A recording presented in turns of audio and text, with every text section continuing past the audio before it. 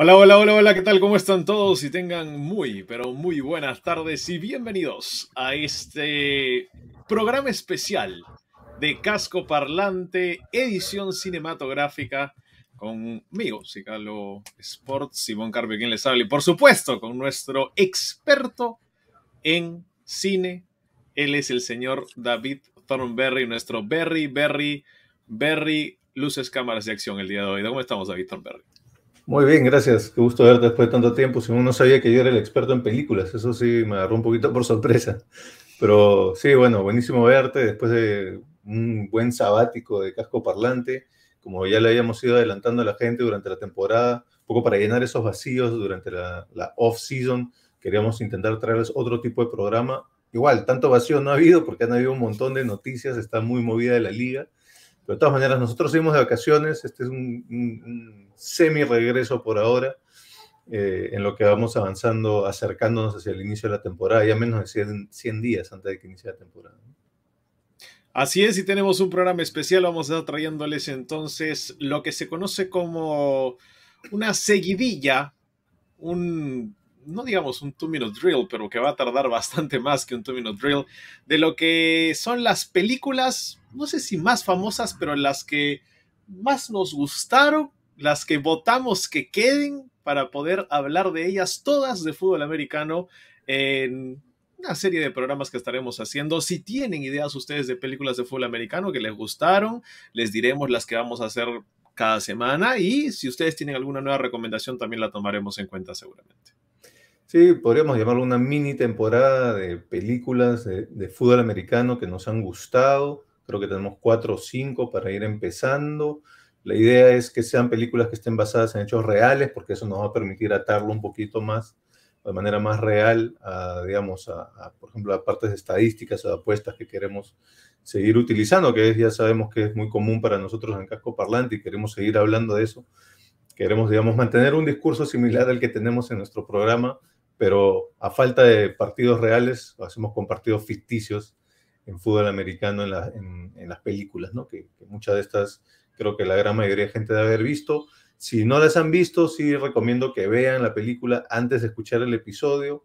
De hecho, aprovecho para ir introduciendo la película de la cual vamos a hablar hoy día. Hoy día vamos a hablar de una película que se llama Gridiron Gang, en castellano Un juego versus el destino, película de La Roca, Dwayne Johnson, por allá el año 2006. La premisa rápidamente de la película es un guardia de una unidad correccional de Los Ángeles, de una cárcel para menores de edad básicamente, está intentando buscar una manera de ayudarlos a reinsertarlos en la sociedad, ayudarlos a mejorar, a que salgan de ese círculo vicioso de crimen, y no tiene mejor idea que implementar un programa de fútbol americano, una vez más repito, basada en hechos reales. Estas son cosas que realmente pasaron en su mayoría. Esto pasó en los 90s, allá por Los Ángeles. Entonces vamos a estar hablando de esta película y todo lo que trae dentro de la trama, que creo que es muy interesante. Y ya más adelante en otro momento hablaremos de otras películas. Pero hoy día nos toca entonces Gridiron Gang. Recomiendo que vayan a verla antes de ver el episodio, que como se darán cuenta no es live, sino que lo estamos grabando y luego lo vamos a dejar. Lo pueden ver en cualquier momento, ¿no? Y sí, una película que, para darles un poco de contexto, tanto David como yo no es que recién la hemos visto, es una película que vimos hace muchísimo tiempo, probablemente más de una vez. Salió no solamente en plataformas de streaming, que es lo que todos utilizan ahora, sino que obviamente salió en el cine. Me parece que en el cine ni siquiera llegó acá, pero sí No. la vimos en televisión múltiples veces. Y bueno, cada vez en mi experiencia personal, cada vez que salía esta película, te quedabas enganchado al menos un ratito, y tal vez te quedabas enganchado hasta el final, aún sabiendo todo lo que iba a pasar. Daba ganas de seguir viéndola, porque no hay muchas películas de fútbol americano, al menos no en la televisión de nuestro país. Exacto. De hecho, bueno, sí la hemos vuelto a ver ahora en preparación del episodio. Y una cosa que yo no recordaba es que, bueno, es una película de 2 horas, pero algo que yo no recordaba es que va muy rápido. Tiene muchas escenas que son como que las puedes volver a ver muy fácilmente. Y de hecho, por ahí vamos a empezar. Le cuento un poquito a la gente cuál es la estructura que tenemos para este programa. Básicamente vamos a hacer 2 o 3 segmentos Todavía no sabemos cuánto va a durar, esperamos que no mucho, pero los segmentos son los siguientes. Bueno, primero ya di un poquito la reseña muy rápida de lo que es la película. El primer segmento vamos a hacer un draft entre Simón y yo de las mejores escenas. Cada uno va a elegir sus 3 escenas preferidas, pero para hacerlo un poquito más divertido y con temática de fútbol americano, lo vamos a hacer tipo draft. Va a empezar Simón, va a elegir una, luego yo, y así hasta que tengamos cada uno 3 escenas, es decir, 3 rondas de draft. Después de eso, voy a poner sobre la mesa algunas preguntas, algunos cuestionamientos que tienen que ver con estadística y con líneas de apuestas, para un poco seguir jugando con eso que tanto nos interesa en Casco Parlante. Y finalmente cerraremos con un par de preguntas abiertas que a mí me han quedado de la película y que me interesa saber la opinión de Simón, y que por supuesto luego ustedes a través de comentarios, pues también nos gustaría escuchar su punto de vista, ¿no? Entonces, lo que decía era que, algo que yo no recordaba era que son muchas escenas que se encadenan rápido, que son muy fáciles de mirar y muy entretenidas, que cada escena tiene algo interesante. Entonces yo creo que podemos ir empezando, Simón, si te parece, con el draft de las escenas que más nos han gustado. Empieza tú, por favor, te cedo el primer pick de este primer draft de escenas, Gridiron Gang. Bueno, para mí hay una escena que creo que es la mejor de todas. Es difícil porque la película cuando la ves de grande es muy diferente a cuando la ves de chico. Creo que causa diferentes emociones y ves detalles distintos.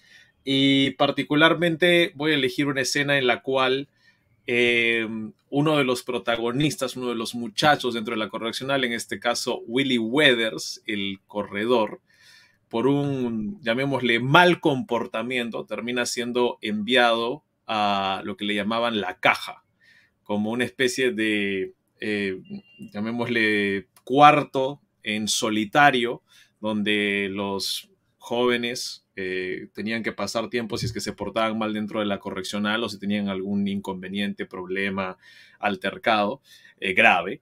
Y bueno, Willy es mandado en una parte de la película a la caja, y tal como sucedió con su hermano al comienzo, con su primo al comienzo de la película, el protagonista, que es el coach Porter, que La Roca es el que hace de este personaje, va a hablar con él, pero la conversación es muy distinta. En contraste, la conversación con el primo fue mucho más de esta es tu última oportunidad, y la conversación con Willy me gusta mucho porque tiene una temática muy de padres. Y estamos en el mes de junio, entonces estamos cercanos a esa época de los Días de los Padres. Un saludo para mi señor padre, que fue su cumpleaños hace poco. Y me hizo pensar en eso, me hizo pensar en de que en vez de darle una última oportunidad, lo que hace más bien es presentarle una situación muy similar y decirle, bueno, ¿cómo es tu familia? ¿Qué ha pasado con tu papá? Mi papá tiene una experiencia similar, tenemos esto en común, y le hace un tipo de, llamémosle, compañerismo, y se pone al mismo nivel, claro, después de haberse metido un altercado, una pelea, una gritada fuerte y casi se agarran a los golpes y todo, pero recién ahí, después del altercado físico, llegan las risas, llega el desahogo y llega el entender que ambos tenían falencias, porque el resto de la película al comienzo es mucho de la figura de autoridad de La Roca y la figura de Willie Weathers como un subordinado prácticamente, pero en ese momento se ponen a la par. Y hay una frase muy interesante que es Willie Weathers, después de que La Roca le dice, bueno, ¿sabes qué? Tú tienes que soltar los problemas con tu papá, tienes que poder perdonarlo, tienes que llegar al punto de admitir tus errores y bla, bla, bla. Weathers le pregunta, ¿y cuánto tiempo te tomó a ti perdonar a tu papá? Y La Roca se quiebra en ese momento y tiene que confesarle de que recién, pensándolo bien, ese mismo día, en ese mismo momento, recién él está perdonando a su papá, porque ya le está dando el consejo a Willy y no lo podría hacer con la autoridad que debería si él no hace lo mismo. Entonces es un momento clave en la película, es un momento en que se genera un lazo de confianza inquebrantable probablemente, y es un momento en el que el protagonista más fuerte, con mayor autoridad de toda la película, demuestra defectos, demuestra falencias, y creo que eso hace que la película sea mucho más real. No sé si la escena habrá sido realidad, no sé si en verdad habrá pasado eso, pero creo que le da a la película un punto de quiebre más de los muchos que tiene. Interesante pick, Simón. Yo en realidad esa escena la tenía como mi pick entre el cuarto y el quinto, pero sí es, bueno, primero, así esa escena es real, yo creo que Esa en particular creo que no. Sí, intenté investigar y no había mucha información, pero esa en particular yo diría que probablemente no pasó así tal cual. Pero es súper importante, creo, esa escena, ya es casi hacia el final de la película, porque en la película hay, digamos, arcos de historia de distintos personajes. Creo yo, si me tuvieses que preguntar a mí, el personaje principal, el arco principal, es el de Willie Weathers, pero seguido muy de cerca de probablemente la figura de Sean Porter, del entrenador, La Roca en este caso. Pero en realidad, el arco de historia de Sean Porter, aparte de cosas con su mamá, no lo vemos mucho. Entonces, este es como el momento principal en donde hay un giro en su arco de historia, donde finalmente él también deja atrás cosas que tenía adentro, ¿no? El tema era que su papá era súper exigente con él y eso hizo que nunca tuvieran una buena relación. Y en momentos de la película mencionan que incluso pues hasta cuando falleció el papá no había esa cercanía, ¿no? Y entonces ese momento es como que el momento cumbre del personaje de Sean Porter es ese, ¿no? Así que interesante tu pick, yo lo tenía como el pick 5. Si me permites, vamos a mi primer pick entonces. Acá voy a cambiar un poquito porque yo lo tenía anotado de una manera distinta, pero creo que para poder atarlo a este pick que acabas de tener, voy a adelantar uno de mis picks. Y mi primer pick va a ser una escena que, si la extendemos un poquito, es una escena un poquito larga, así que quizás esto es un poquito de trampa, espero no estarte robando alguna idea que tenías ahí. Pero mi primer pick es una escena, es una clave porque es en donde creo yo, y explícitamente, Willie Weathers se gana el respeto del entrenador, el respeto del equipo, el respeto de uno de sus rivales dentro del equipo, ¿no? Porque recordemos, estos equipos son muchos de pandillas y una de las temáticas de la película es que dentro del equipo de fútbol hay pandillas distintas y aún hay enemistades entre ellos, ¿no? Y este es el momento en donde creo se rompe eso, hay un corte muy marcado en donde Willie Weathers es retado en un entrenamiento por Sean Porter, por el entrenador. El entrenador, digamos, viene vestido como para jugar y le pide que tiene que poder pasarlo, ¿no? Y bueno, hay muchos intentos, en fin, hay todo un discurso muy interesante en donde Sean Porter le dice, mira, acá ya no puedes mirar a nadie más, no tienes a tus pandilleros, a tus amigos pandilleros, no tienes pistola, eres tú solo puedes contar contigo mismo, pero caramba, eso es lo único que necesitas. Y efectivamente lo derriba, logra atravesarlo. Willie Weathers es el corredor del equipo, logra pasarlo, se gana el respeto de Sean Porter, se gana el respeto de todos sus compañeros, incluido Kelvin Owens, que es este otro chico de la otra pandilla con quien habían estado teniendo muchos roces, y creo más importante, se gana su propio respeto, ¿no? El respeto de sí mismo Willie Weathers en ese momento. Y bueno, y seguido a eso, atado a eso, en la siguiente jugada, digamos, en la siguiente momento de un partido, se ve que a raíz de esa confianza que se ganó y de ese respeto que se ganó del equipo, la siguiente, o sea, cortan y la siguiente vista están en un partido ya oficial y necesitan devolver una patada de despeje para poder ganar el partido. Y Willie Weathers es el que recibe la patada de despeje y es el que está yendo a devolverla y está, digamos, camino a anotar. Y viene Kevin Owens, que era su antagonista dentro del equipo, una vez más, era el de la otra pandilla, y Kevin Owens es el que bloquea para él, y voltea a mirarlo. Y entonces hay toda esta conexión entre estos dos donde rompen una brecha que lleva, no sabemos, años entre dos pandillas que dentro de la cancha de fútbol americano logran sanar esa brecha, ¿no? Entonces, toda esa secuencia en donde Willie Weathers se gana el respeto y en donde Kevin Owens se pone un poco de su lado, se vuelven amigos, se dan la mano. De hecho, es ahí la escena del póster de la película que ven ahí donde se están dando la mano, es en esa escena. Toda esa secuencia para mí es mi primer pick. Eso para mí creo que es de las mejores escenas que hay en esta película, ¿no? Ese sería mi primer pick. Me encanta lo que propones porque también creo que es uno de los drills más conocidos en el fútbol americano. Me parece que se llama el Oklahoma, que simplemente ponen dos almohadillas a los costados, uno contra uno y a ver quién pasa. Y creo que eso es uno de los drills que mayor carácter forma dentro de un equipo y se utiliza mucho para poder romper los obstáculos y barreras mentales que puede tener uno como jugador, romper miedos, romper miedo a ser golpeado, romper miedo a golpear y enseñar la técnica apropiada para poder taclear también. dentro de la seguridad del mismo equipo. Entonces creo que el haber incorporado eso a la película le da una realidad de fútbol americano necesaria. Ahora, obviamente irreal, de que La Roca, que mide como 1,90 m y 120 kilos, va a ser derribado por el muchacho, Claro, claro. pero creo que sí era necesario y hasta pudo ser más real, porque La Roca al final pudo haber dicho, bueno, nunca me voy a derribar, pero al final me tiro y ya me derriba, ¿no? Una cosa así como que, bueno. Pero sí, creo que esa escena rompe también mucho de los problemas mentales que tenían los chicos o las, llamémosle, estereotipos que ya tenían acerca de lo que era la vida. Y me gusta que hayas elegido esa escena. Está bueno. Sí, de hecho hay un momento antes en la película en donde se empiezan a pelear en el entrenamiento Owens y Weathers simplemente porque son de bandos rivales y viene Sean Porter, los separa y le dice, pero ¿por qué se pelean? ¿No? Porque él es de la otra pandilla.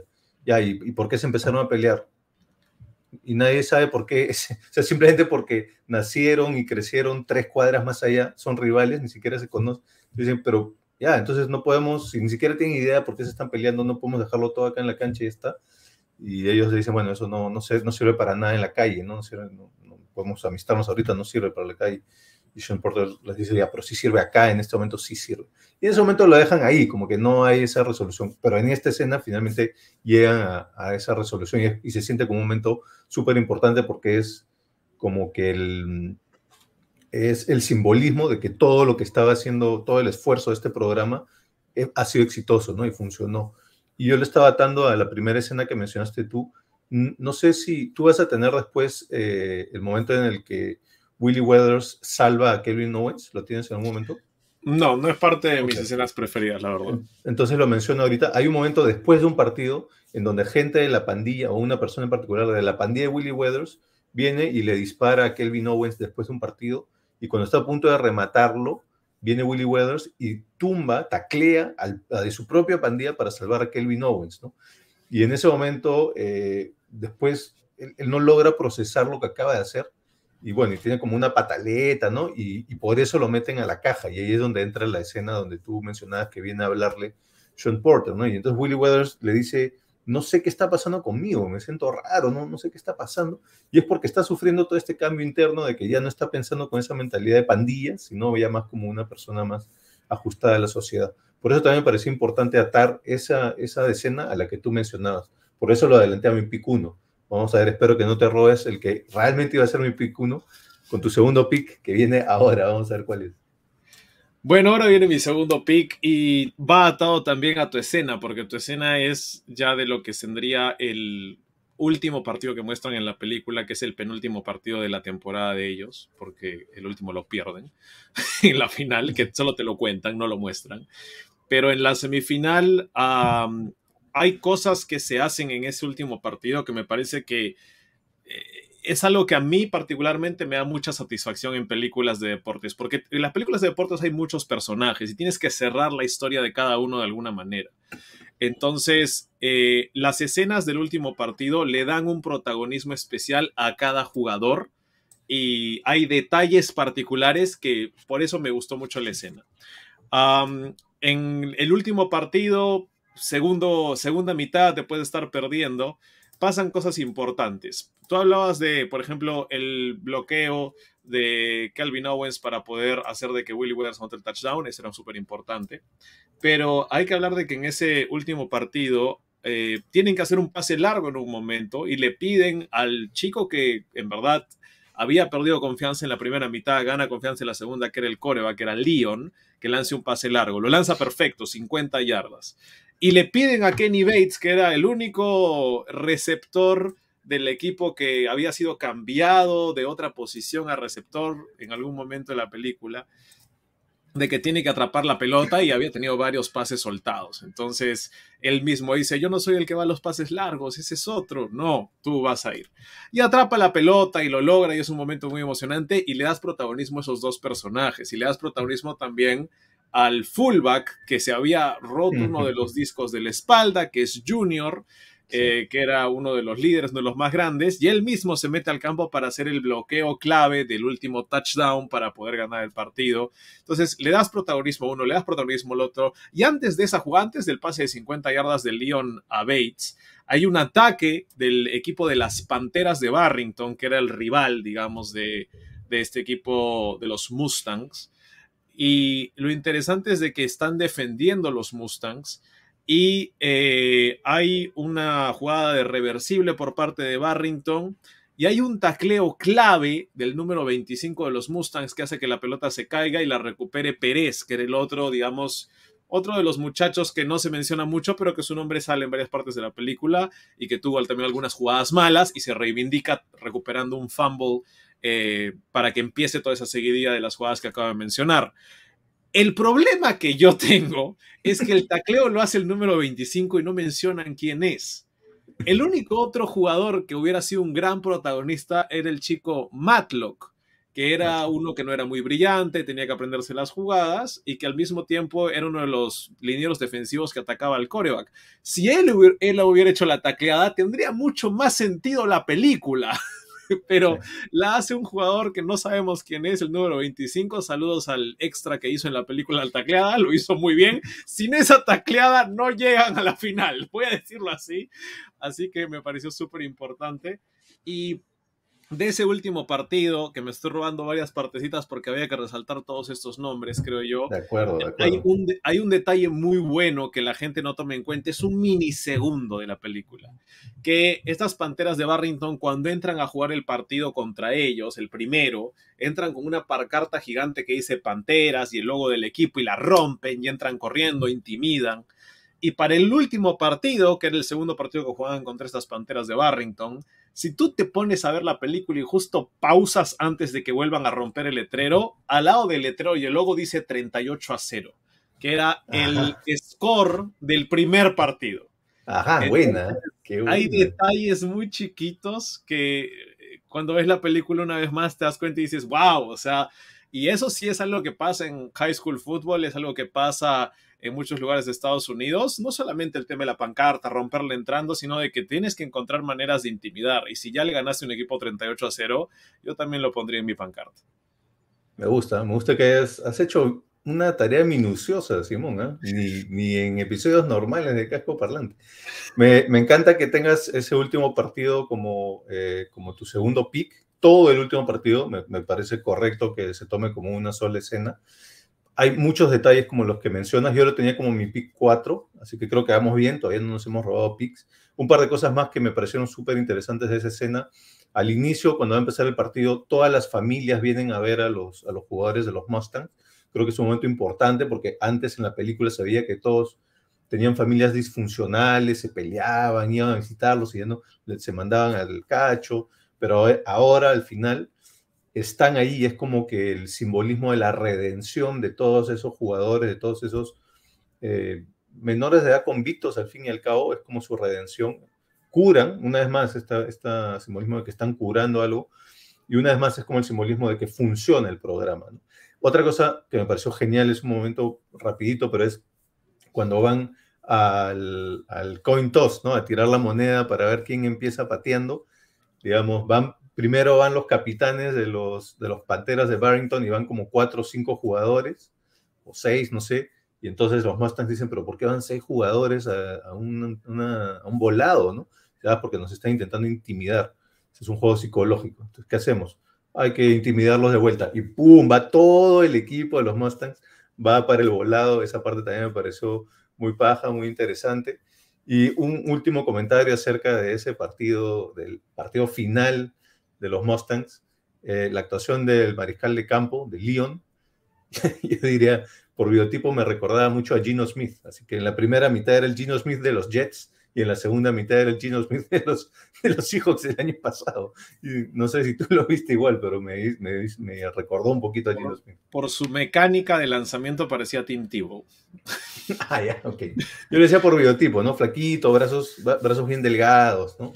Me hizo pensar a Geno Smith instantáneamente.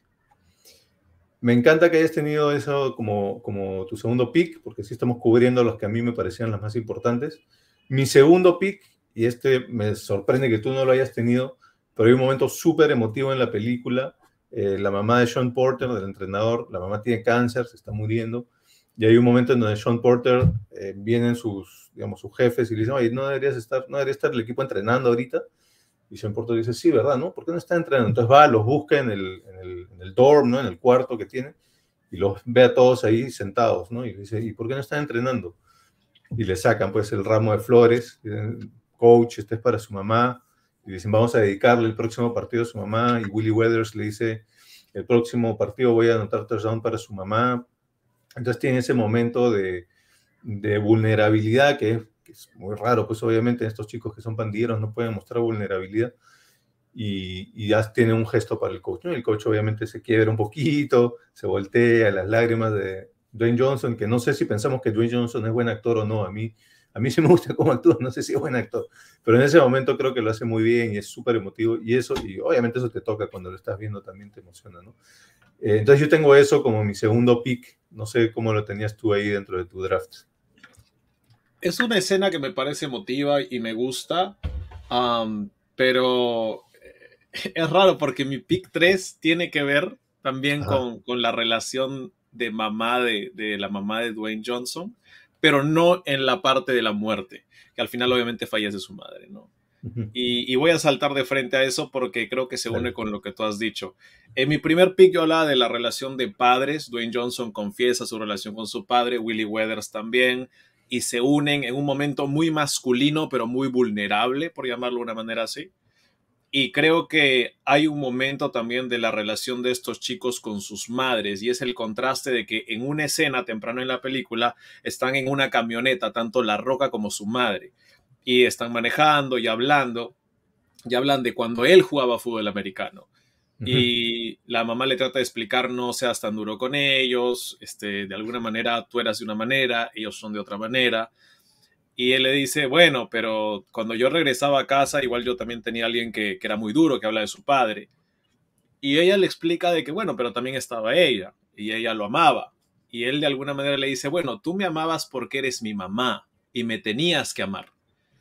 Y ella se ríe y le dice, sí, es verdad, yo te tenía que amar, era tu mamá. Y pasan dos escenas y sucede de que estas relaciones que muestran en la película, una es la de Kenny Bates con su madre, que tienen una discusión en una de las, llamamos, reuniones de padres e hijos que se hacen dentro de la correccional, y parece que la mamá se va a ir a otro lugar, lo va a abandonar, y Bates se va a llorar a una banca. Y Dwayne Johnson, en este caso el coach Porter, viene, se acerca a él y le habla y le dice, ¿qué pasa? No, mi mamá se va a ir. Y Bates tiene un momento de nuevo muy vulnerable en el cual le explica, me gustaría que mi mamá simplemente me ame. Uh-huh. Entonces, el contraste es enorme de una escena a la otra, en que uno está totalmente seguro de que su mamá lo ama porque así tiene que ser, y la mamá tiene ese mismo concepto, y de ahí un chico como Kenny Bates no tiene la menor idea. O sea, primero no está seguro si su mamá lo ama, lo más seguro que él tiene en su cabeza es que no lo ama, y lo que más quiere es que su mamá lo ame. Entonces, ese contraste de escenas para mí es una de las partes más altas de la película, porque te explica las realidades de una persona que crece en una familia que puede ser hasta disfuncional, pero que se nota que hay un entorno cariñoso, un entorno familiar mucho más establecido, mientras que Kenny Bates nace en un entorno familiar mucho más disfuncional, mucho más en el cual hay mayor inseguridad, mayor miedo, y creo que eso simplemente es una de las grandes bases de la película, que te ayuda a relacionarte con una realidad dentro de la película que tal vez no has vivido, pero que has visto algún amigo, algún familiar que ha vivido esa realidad, y te ayuda a entrar en ese mundo con el contraste. Entonces, para mí esas dos escenas en una dan mucho, en verdad, a la película. No por nada te dicen el romántico, caramba. Sí, no, de acuerdo contigo, también es muy buena, digamos, hay muchos subtemas en esta película, ¿no? Y por supuesto este relacionamiento entre madre, padre, hijo es uno de los conductores.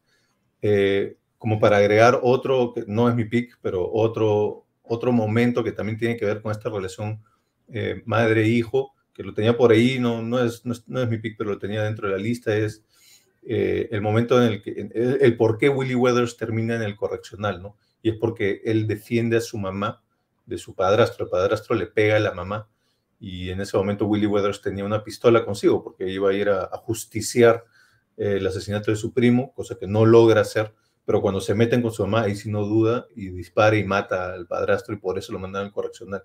También lo tenía por ahí, también es un momento clave en donde se ve esta dinámica entre madre e hijo y lo importante que es en la vida de cada uno, lo bueno que te puede traer, pero también los traumas, ¿no? Yo paso mi tercer y último pick, entonces, ese fue tu último pick, ¿verdad? Entonces, Ese fue mi tercer pick. No tengo menciones honrosas, pero sí vamos, de ahí cuando sigamos hablando de las preguntas seguro van a salir algunas cosas nuevas.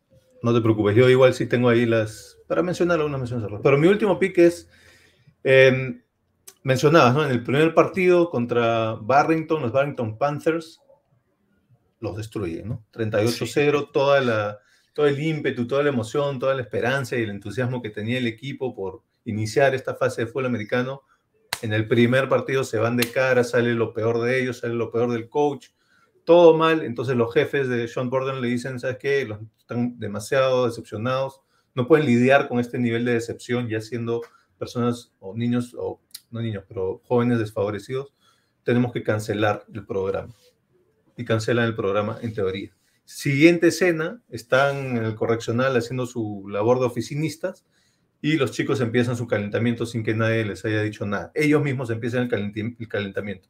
Ellos mismos resucitan y sacan adelante el programa, ¿no? Y sale Sean y sale el otro entrenador que es interpretado por Exhibit, que es Malcolm Moore, y salen los dos jefes, ¿no? El señor Iga y el otro señor. ¿Qué está pasando?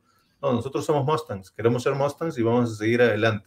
Entonces, ese momento en donde los chicos se empoderan, me parece muy emocionante, también muy emotivo, también es una escena que me encanta volver a ver. Hay un detallito ahí que es que para ganarse al señor Iga, le dicen, señor Iga, usted jugó fútbol americano, ¿no? Sí, le dicen, y le tiran la pelota, y luego le dicen, Iga, señor Iga, un pase, pues. Y le dice, corre una ruta de poste, y corre. Y el otro dice, pero no, ya, cerrado, se mantiene el programa. Esa escena me parece clave, es como que tú dirías, es un momento en donde ya acá terminó todo, pero no, ellos mismos se empoderan y resucitan el programa. Esa escena también me pareció súper importante y ese es mi pick 3, mi último pick. Y esa escena particularmente se le agradece a Junior, porque Junior es el que decide armarlos a todos de vuelta. Es el que, no lo dice la película, pero tácitamente es el que convence a Willie Weathers de también regresar al equipo que él había sido el primero en renunciar. Y de alguna manera, Junior, en como 3 partes de la película, él solo sostiene toda la película. De acuerdo. O sea, el tema de estar entrenando a solas y querer ser parte del equipo porque su hijo ha cumplido años. Él es el primero en hacer un cambio en su vida o en decidir hacer un cambio grande en su vida. Él es el que también lidera este cambio que tú hablas de regresar el programa, si no, no hay película. Y él también lidera... llamemos otro momento de decaimiento del equipo, él lidera la charla para poder volver a subirlo. Entonces, es interesante cómo, y además, bueno, tiene su momento de gloria con el bloqueo final, pero él es como que fundamental para que la historia funcione sin necesidad de tener diálogo, porque prácticamente no habla durante la película. Tira 2 o 3 frases y ese es su aporte, y a la siguiente tira 2 o 3 frases y ese es su aporte, y el actor no tuvo que trabajar más que en lenguaje corporal, tal vez, pero es fundamental el personaje de Junior en la película. Tienes razón, es fundamental el personaje en la película y la persona es fundamental en el programa, de manera un poco callada, como dices, pero él es el que sostiene y es porque es esa dicotomía entre que al inicio a él no lo querían, Sean Payton no lo quería considerar en el equipo, se da a entender porque es más problemático aún que los demás, pero él es el único que realmente sí quiere. Entonces, esa diferencia entre el no ser deseado, pero uno sí querer, y los otros que un poco lo jalaron a regañadientes al equipo, y entonces él es el que sostiene. Y es una buena transición para que me permitas mencionar algunas otras escenas que creo que podrían estar ahí en menciones honrosas. La primera aparición de Sean Porter, que es cuando al primo de Willie Weathers, a Roger Weathers, lo mandan a la caja también. También entra ahí The Rock, ¿no? Como Sean Porter entra con fuerza también para tener esa conversación muy clave, muy crítica, muy impactante, ¿no? ¿Dónde te ves de acá a 4 años? Probablemente en la cárcel. No vas a estar en la cárcel, vas a estar muerto si no cambias tu dicho y hecho, ¿no? La escena, la que te mencionaba, en donde Willie Weathers, pues efectivamente, matan a su primo, él quiere ir por venganza, se enfrenta al que en teoría mató, o al hermano del que mató a Willie Weathers, perdón, a Roy Weathers, no logra, digamos, concentrar la fuerza para apretar el gatillo, pero después llega a su casa y defiende a su mamá, y ahí sí que le dispara al padrastro. Una escena que me parece clave es cuando Sean Porter, el coach, decide que va a haber el programa, empieza a armar el equipo. Están en el dormitorio todos, entonces le dice, bueno, estas son las reglas de juego, si quieren estar en el equipo, esto es lo que va a pasar. Entonces va y le va a preguntar, ya, ¿tú quieres estar en el equipo? No, ya, pero vas a estar en el equipo. Y vamos conociendo en esa escena algunos de los jugadores clave, las personas clave y sus personalidades. En una escena muy corta, nos permite conocer un poquito, ya vas entendiendo, ya, Bates es el que es un poquito inseguro, Pérez el que es un vándalo, Leon es el que era el Buki, entonces tiene más o menos la inteligencia y así, ¿no? Lo vas conociendo. Otro momento bien interesante es cuando están intentando buscar rivales y van a los colegios, ¿no? Y obviamente todos dicen que no, pero con uno intentan pedirle que sea su rival y además que lo deje jugar en su cancha, que si no me equivoco es justamente el de los Barrington Panthers. Y para convencerlo, Exhibit le suelta una línea de la Biblia, ¿no? Que se la tenía bien guardadita. Esa parte también me pareció muy bonita. El discurso inicial de Sean Porter, cuando ya tiene el equipo conformado, dice, bueno, estos son los Mustangs. ¿Qué cosa es ser un Mustang? Y se manda todo el discurso de un poco la ideología y la filosofía del equipo. Empieza a establecer ese precedente. Eso acompañado de que luego empiezan a calentar. Ahí hay un par de momentos graciosos también, donde están haciendo los jumping jacks, ¿no? Las ranas, no sé cómo se llaman. Polichinelas. Eso, ok. Y tienen que ir deletrando Mustangs, ¿no? Y no saben deletrear Mustangs. Esa parte es muy graciosa. Y en fin, todo ese montaje inicial del calentamiento inicial del equipo creo que es muy bueno. Lo que mencionabas, ¿no? Cuando Junior, digamos, alega su caso para intentar entrar al equipo, ¿no? Ha sido el santo de su hijo y él dice, bueno, quiero hacer orgulloso a mi hijo, quiero que mi hijo esté orgulloso de mí. Y ahí es donde justamente lo deja entrar Sean Porter. El primer momento en donde los Mustangs como equipo empiezan a unificarse un poquito, que es cuando están calentando, le piden agua al coach, el coach le dice, no, todavía no merecen agua, entonces todos se sientan, todos se rebelan, pero en conjunto, entonces ya ese es un momento un poquito ligero y es bonito. Todos esos momentos en donde el equipo se empieza a unir, para mí siempre son muy interesantes. Cuando no se quieren poner el protector genital y dicen, no, esto no me voy a poner esto, y dicho hecho se golpean. Y ahí hay un momentito interesante también con Matlock, porque Matlock también jugaba en la línea ofensiva, ¿no? Y era el que mejor protegía a Leon, entonces, al mariscal de campo. Entonces el coach le dice, bueno, Leon, tú tienes un nivel intelectual un poquito mayor, Matlock no está entendiendo el libro de jugadas, por favor ayúdalo, coachéalo, ¿no? Y Leon le dice, no, yo no soy ningún coach ni nada. Dice, bueno, si no lo pones, tengo que poner a este otro, y justo se ve la jugada, a este otro que te protege, y se ve que no protege nada, ¿no? No, si no le enseñas las jugadas a Matlock, no te va a proteger. Y Leon le dice, I go to coach. Entonces ya sí, esa parte también es entretenida, ¿no? Y bueno, y la otra parte que también mencionabas un poquito de Junior, que es cuando él en los entrenamientos se lesiona un disco, pero cuando él regresa a los entrenamientos hace su pequeño discurso también, que es justo antes del primer partido, ¿no? Y hace su discurso y pone en valor otra vez el equipo, y creo que eso ayuda a motivar y a unir más el equipo. Esas creo que son algunas de las escenas que merecen una mención rosa. La última que me dio risa es cuando entra la nueva camada de Mustangs y también están haciendo los Polichinellis y tampoco saben deletrear Mustangs, y entonces ahí los dos entrenadores tienen un momento en donde dicen, y acabamos otra vez, no saben deletrear. Todo eso, todas esas escenas creo que me parece que también merecían una mención honrosa. Solo para recapitular, Simón, repíteme cuáles eran tus tres picks. Bueno, mi primer pick es la escena en la que el coach Porter está con Willie Weathers en la caja y tienen un momento bastante familiar, llamémoslo así. Intenso, Mi sí. escena 2 es prácticamente todo el último partido, especialmente la parte en la que cada jugador tiene un pequeño momento de protagonismo. Y sigo pensando de que debieron decirme quién era el número 25, pero está bien. Y la tercera escena es una escena muy de madre e hijo, el contraste de lo que puede vivir el coach Porter con una mamá que sí estuvo presente y que lastimosamente fallece, pero el contraste contra alguien como Kenny Bates, que su mamá es claramente ausente y y que igual encuentra de alguna manera en el fútbol americano una especie de guía, ¿no? Sí. Y mis picks, mis tres picks, el primero es este momento en donde Willie Weathers se gana el respeto de todo el equipo, incluido Owens, del coach, y se empieza a respetar a sí mismo.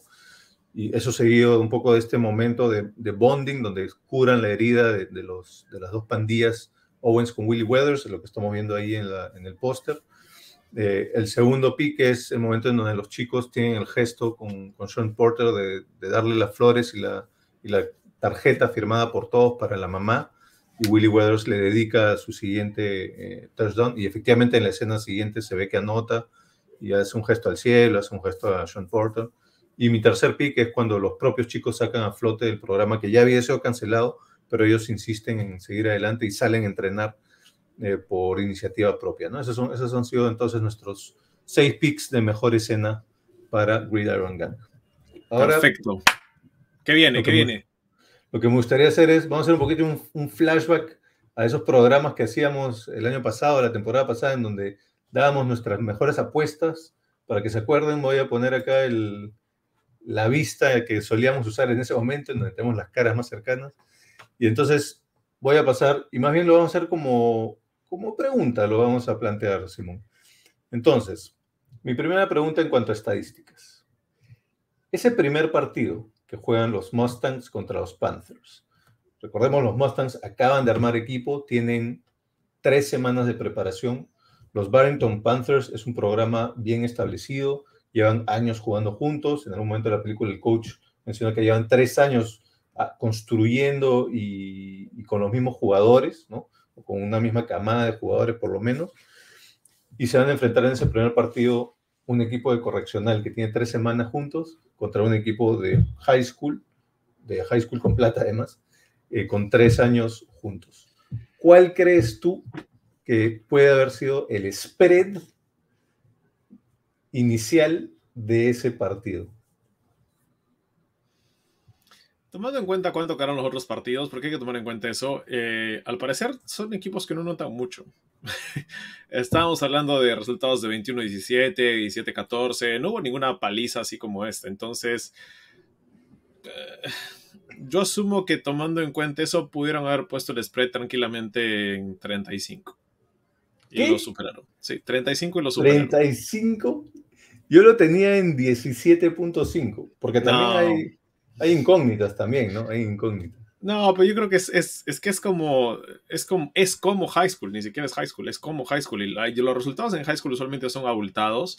Ahora, el resto de los partidos fueron muy cerraditos, pero si piensas que un equipo viene nuevo, 3 semanas de entrenamiento, ninguno jugó fútbol americano en su vida, 35. Yo si quisiera argumentar algo a favor de los Mustangs, es que son criminales. Yo pensaría que el otro era un colegio católico, ¿no? Súper así, bien formal. Me parece. Toda la liga era de equipos cristianos, me parece. Ya, ok. Entonces yo pensaría, algo de miedo y de intimidación también podría haber, ¿no? Si eres un colegio católico, te vas a enfrentar contra asesinos y pandilleros. Creo que eso también podría entrar a tallar en el spread. Por eso, con esa línea de pensamiento, yo le puse un 17.5. Y también pensando en lo que decías, que en teoría no hay tanta anotación, ¿no? Así que si es un 17.5, pues tú dirías igual. De repente se meten 10 puntitos por allá, 30 por allá, más o menos estamos, ¿no? Así que bueno, yo lo tenía en 17.5. Sí, no sé, yo lo veo 35, porque 17.5 okay. Es la diferencia entre los Texans y los Bills, pero me pareció que este era mayor. Pero ahora que mencionas, y qué bueno que le hayas prestado atención a los marcadores, porque yo también esta siguiente pregunta, digamos, mi respuesta tentativa, tiene que ver con los marcadores que vi. ¿Cuántos goles de campo crees tú que anotaron los Mustangs en toda esta temporada? Que fueron, si no me equivoco, 10 partidos más 1 de playoff, o 9 partidos más 1 de playoff, 10, 11 partidos jugaron. En total, ¿cuántos goles de campo calculas tú que pueden haber anotado los Mustangs? Permite que me haga prender la luz para traer ideas. Para iluminarte el cerebro. Sí, vamos a ir a iluminar un poquito nuestro cerebro. Bueno, déjame pensar. En el partido final perdieron 17-14, así que no anotaron ninguno. Dice la final que no la pasan en la en la película. Anotan un gol de campo para ponerse 10-14 antes de hacer el touchdown ganador en la semifinal, así que ahí va uno. En los playoffs solamente tuvieron un gol de campo en teoría. Y en los otros 9 o 8 partidos que jugaron, hay uno que lo ganan 17, creo. 21-17, así que ahí no hay goles de campo a favor. Hay otro en que terminan ganándolo 16, no, ese 16-14 es la final, la semifinal. No anotan en el primer partido, digamos que tienen 2. Yo le pondría 5 goles de campo toda la temporada, no más. En 11 partidos, en 10, 11 partidos, 5 goles de campo. Sí. Yo lo tenía por ahí, yo lo tenía con 6, 7 también. Pero es curioso, ¿no? Yo pensaría, o uno pensaría, en niveles menores, en ligas menores del deporte, uno pensaría que goles de campo es la manera más obvia o más fácil o más clásica de anotar. En Pero verdad este caso no. bien. ¿No? En verdad, estadísticamente hablando, en tanto middle school como high school, no es muy común patear. No solamente por todo el tema de los analytics hoy en día, que en esa época no había, que se sabe que jugártela en cuarta trae mucho mayor rédito, pero sino de que es mucho más probable de que tú anotes un touchdown a que metas un gol de campo a ese nivel. ¿Por qué? Okay. Porque si tienes un jugador elusivo, se puede pasear y correr más rápido que 5 o 6 tipos, no hay nadie que lo vaya a alcanzar. Los niveles de talento entre tu mejor jugador y tu peor jugador titular son enormes a ese nivel. Y lo mismo para el equipo contrario, entonces tu mejor jugador puede ser uno que te consiga un touchdown de 90 yardas cada partido tranquilamente. Pero encontrar como un los buen videos pateador... de Derrick Henry, como los videos de Derrick Henry, básicamente. Claro, pero encontrar un buen pateador a ese nivel es muy difícil. Es muy, pero muy difícil. Y no es que los palos están mucho más separados, es más o menos la misma distancia, está un poquito más abajo, me entiendo, pero no está tan arriba como en la profesional. Pero encontrar un buen pateador en general, hasta en la NFL, es difícil. Entonces, cuando ves, no sé, cuando ves un jugador del NFL fallando un punto extra, te preguntas si dices en high school, ¿quién va a meter goles de campo de 30 yardas? Nadie. Entonces creo que esa es la razón, es muy difícil y en una correccional encontrar un buen pateador debe ser complicado también. Ese es un buen punto, ese es un buen punto. Bueno, lo ponemos en menos de medio gol de campo por partido para toda la temporada entonces para los Mustangs. Y también un poco siguiendo con la temática de ver cuánta atención le hemos prestado a lo poco que nos enseñaron, obviamente no nos van a enseñar de todos los partidos, nos habrán enseñado highlights al final de quizás 5 o 6 partidos en esta temporada de 10 u 11 partidos. ¿Cuánto crees que fueron las pérdidas de balón de los Mustangs por partido? Pérdidas de balón, porque lo que yo más vi en los highlights eran pérdidas de balón. En el primer partido hay al menos 4 claras. Hay al menos 2 fumbles de Leon en capturas. Hay claramente 1 o 2 intercepciones, ahí ya van 4. Me parece que hay un fumble más, debe haber 5 al menos en el primer partido. Y toma en cuenta que los demás partidos terminan 21-14, 16-14. Yo le echaría al menos 2 pérdidas de balón, tal vez 3 por partido. Claro que también consiguieron sus propios robos de balón los otros partidos, no como en el primero. Así que yo diría que para toda la temporada, tranquilamente 30 pérdidas de balón. Yo tenía el over-under con 2.5 pérdidas de balón por partido. ¿Le irías al over o al under? Over. Sí, yo también le iría al over, creo. ¿Pero está bien elegida la línea, 2.5? Me parece que sí. Si Sí, soy Vegas. tomando en cuenta de que, o sea, fuera de los playoffs sí. Pero con los playoffs más errores porque se ponen más nerviosos, puedes meterla a 3. Ok. Si soy Vegas, he logrado distribuir bien las apuestas entre ambos. Sí, me parece que sí. Perfecto. Y la última, esta ya es más de jugador. Willie Weathers es la gran estrella, es el corredor del equipo. ¿Cuál es ¿Cuántas yardas por partido crees que tuvo en la temporada? Yo tengo el over-under en 95 yardas por partido. ¿Crees que llega a 100? Yo creo que no hace 95 por partido. No. No, yo creo que no, porque al comienzo sí, o sea, el primer partido y el segundo partido no le permitían a Leon lanzar tanto. Yo creo que a ella le permitieron lanzar más. Me parece que también, por más de que tú andes con Willy los primeros 5 partidos no tenía miedo de ser golpeado. Entonces, probablemente ahí perdía mucho. Además, lo estabas utilizando también como tu devolvedor de patadas, entonces iba a gastar y en algún momento tenía que jugar Choi, que era el suplente de Willy Weathers, que sale en media escena. Que sale en Cobra Kai. El actor sale en Cobra Kai también. Imagínense. Pero bueno, yo creo que Choi debe haberle quitado carga a varios partidos. De ahí ya lo guardaron para los playoffs y tuvo que jugar más Willy Weathers. Pero yo creo que sí, 90 yardas puede ser. Bueno, en Karate Kid el actor que hace Choi es como el antagonista y cae súper mal. Así que yo en esta película también le eché la cruz y dije, no, este no puede estar jugando. Así que yo pensé que le da más carga a Willy Weathers. Pero ok. Ahora es interesante lo que tú dices, porque en realidad en high school sí hay corredores de 200 yardas por partido sin problemas. Así que tal vez sí pasó a las 90. Ok. Bueno, eso era lo que tenía en cuanto a estadísticas y apuestas, un poquito para seguir con esa temática. Y ya para cerrar el programa, vamos a regresar a la vista más tradicional. Tengo un par de preguntas así generales, a ver si, ya que tú has prestado atención a la película, a ver si tú me puedes ayudar a responderlas. Yo tengo algún pensamiento al respecto, pero... Dale. ¿Qué posición jugaba el coach Sean Porter cuando él era jugador? Corredor. ¿De dónde sacas? Creo que sé por qué dices eso. ¿De dónde sacas eso? Hay dos razones. La primera es de que él en un momento está viendo viejo video de sus propios partidos y la jugada es un acarreo. Y él termina siendo tacleado. Entonces tú puedes asumir de que él es el tacleador o él es el corredor, si es que realmente te está mostrando esa escena. Y también porque es gracioso, porque creo que ese video es real. Y creo que ese video es de High School Scenes, de cuando La Roca jugaba fútbol americano y era el corredor de su equipo. Claro. Me parece que ese video que ponen en la película es La Roca jugando en la realidad. Y todo. Ahora, me queda la duda. Yo también le intenté prestar atención a esa escena, porque bien dices, ¿es el tacleador o es el corredor? Si es, y luego la otra pregunta ¿es La Roca o es Sean Porter, el claro. coach? O está viendo video, o está viendo video de otra cosa, no es su propio video. Pero en todo caso, un poco para desmenuzar y poner opciones. Si era el corredor, me parecía que tenía más porte de fullback que de running back, pero bueno, eso lo podemos discutir. Y si es La Roca sí jugó fútbol americano, pero él jugó de tackle defensivo. Así que quizá que era el tacleador más bien, y no el corredor. Puede ser. No lo sé. Yo creo que... No sé, yo creo que el corredor en la película al menos. Bueno, yo diría que era el tacleador, yo diría que era tackle defensivo al igual que La Roca.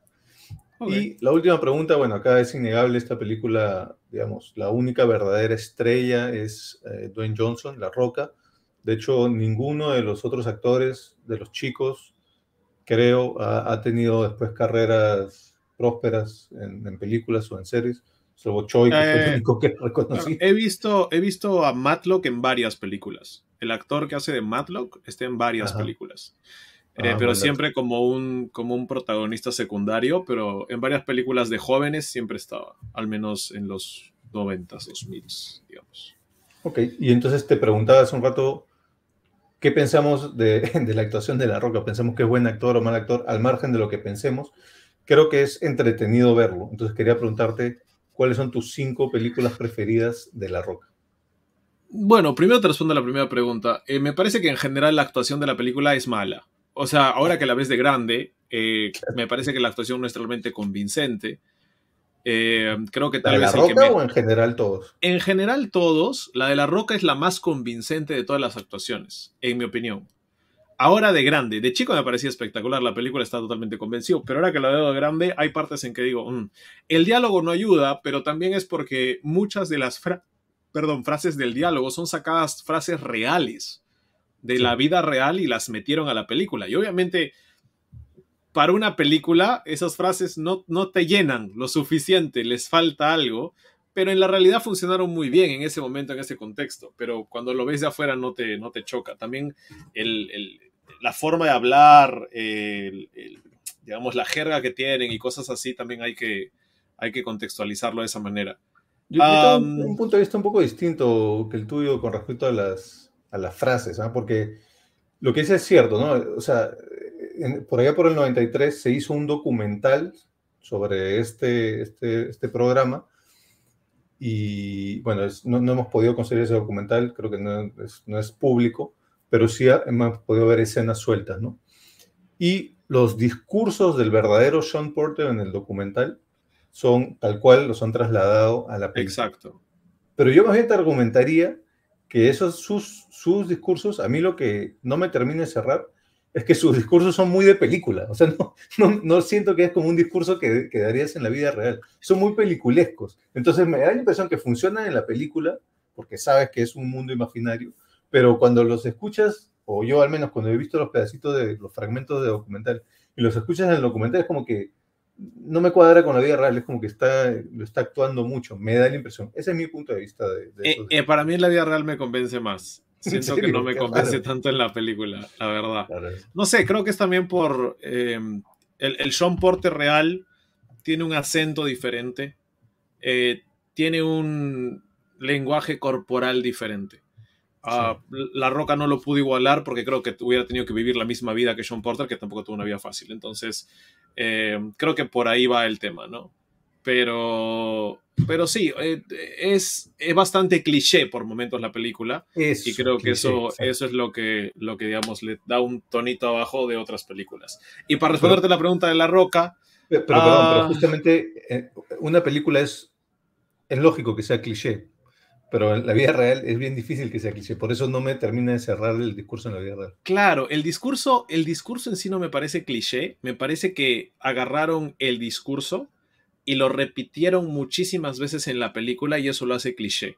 Como el tema del corazón, lo repiten muchas veces, o el tema de perdedores ganadores, se ve en el documental o en las imágenes del documental, para los que saben de dónde vimos eso, al final de la película aparecen las escenas del documental En en los Netflix, post dicho sea de créditos. paso, está en Sí. Netflix. La Y, película está en Netflix.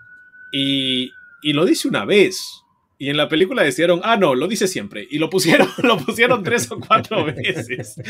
Creo que eso lo hace cliché. Si lo escuchas solo una vez, dices, wow, es un genio, esta frase está muy buena.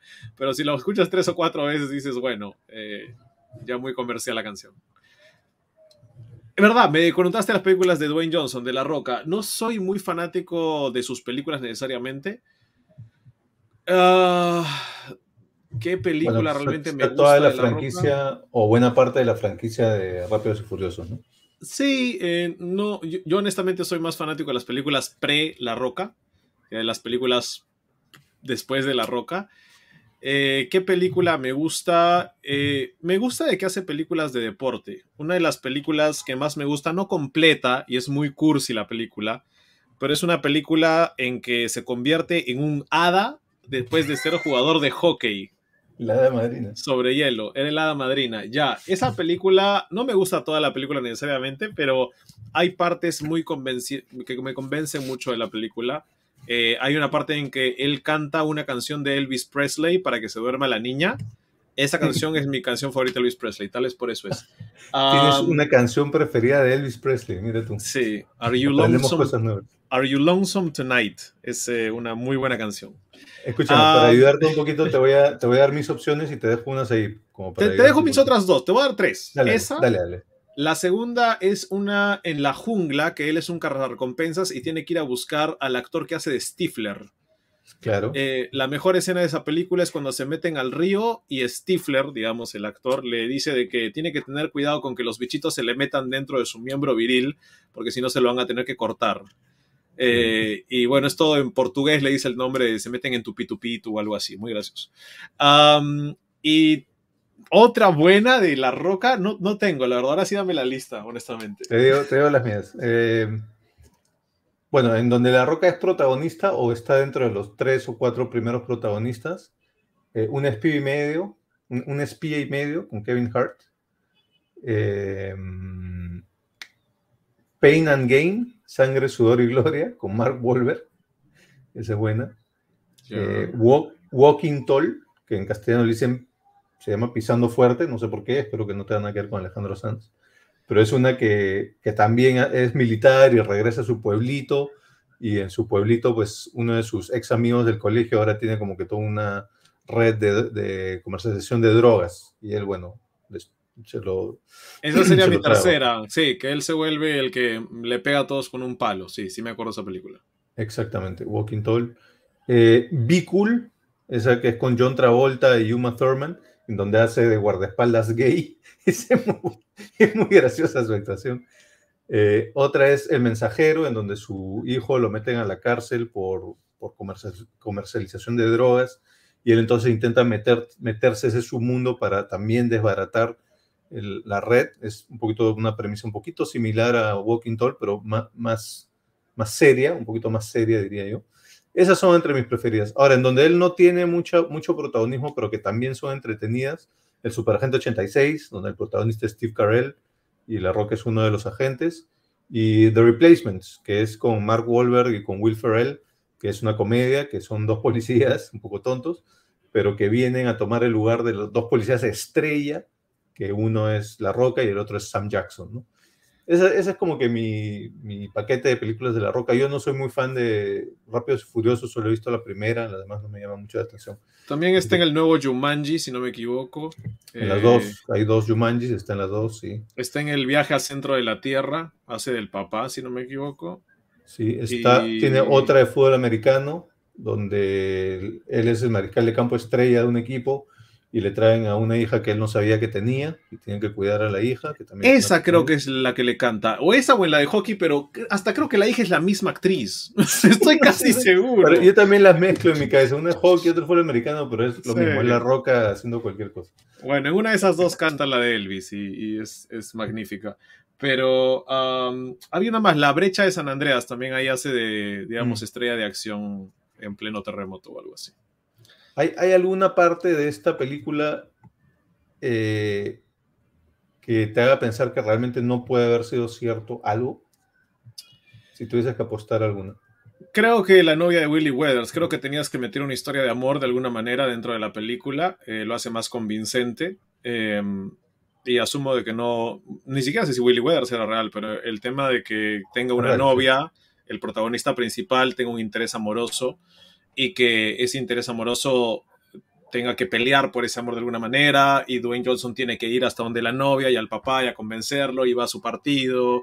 Y lo más gracioso es de que en ningún momento se besan de la película. Es un interés amoroso, pero muy sano, digamos, dentro de la película, para que sea muy digerible por cualquier, digamos, por cualquier edad. Pero es raro como en términos de escenas amorosas o ese tipo de escenas no hay mucho, pero sí hay mucho la parte de la violencia es bastante visible, especialmente la escena en la que el carro atropella a Roger Weathers. Yo vi esa película más o menos de joven y esa escena a mí me chocó bastante, porque ves el impacto. Entonces, esa es la parte más gráfica de toda la película probablemente.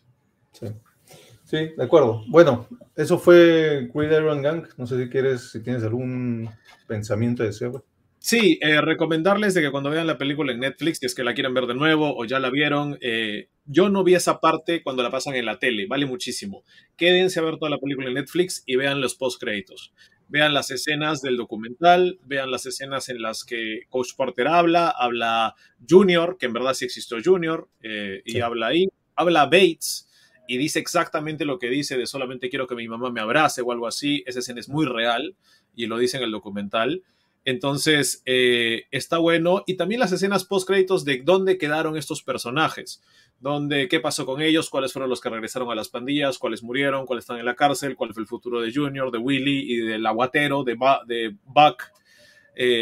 Porque es, digamos, el elemento más cómico de la película también, el muchachito. Sí. Entonces, nada, les recomiendo de que si es que la ven, toda esa última parte de la película que ya no es la película, quédense, los postcréditos valen la pena. Listo, gracias Simón. Cuando vean esto nos va a encantar que por favor nos manden sus comentarios, ya saben, en Twitter, estamos en Instagram, estamos en Facebook. Mándanos qué piensan ustedes de sus escenas preferidas, de las apuestas, de las líneas de apuesta que hemos mencionado, de las estadísticas, de Dwayne Johnson, de las películas de Dwayne Johnson, y mándenos qué películas les gustaría que hagamos después. Por ahora tenemos mapeadas, una vez más, acá la idea, por lo menos al inicio, estamos piloteando, digamos, este programa. Al inicio la idea es que sean películas basadas en hechos reales, por ahora. Entonces vamos a hablar de Rudy, vamos a hablar de Marshall, vamos a hablar de Invincible, vamos a hablar de Remember the Titans. Esas 4 van a cerrar este primer primer mini temporada y después vemos si seguimos avanzando. Quién sabe si después expandimos a otros deportes también. Pero manden sus comentarios a ver qué opinan y ya nos estamos viendo en la próxima edición.